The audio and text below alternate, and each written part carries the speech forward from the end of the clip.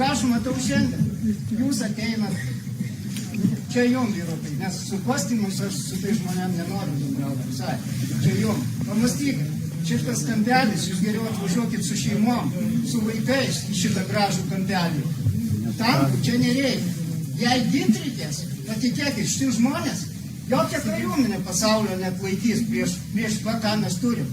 Tai parodė ir sausio įvykiai prie bokšto, kas atstovėjo. Tankai, kas atstovėjo. Žmonių valia, ir tvirtybė, ir dvasios, ir moralė. O čia yra visa. Ir vienybė. Vienybė stiprybėje. Jūs tą puikiai visi žino. Priesaiką daviau ir aš. Ir čia daug ką davė iš čia esančių. Apie mum, apie priesaikas nereikia pasakot. Mes žinom ir mylim. Ir čia ne vatnikai, ne kažkokie tai prorusiški.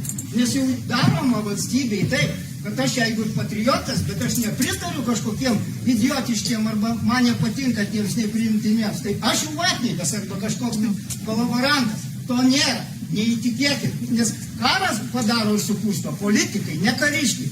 Vyrai pagarba jums.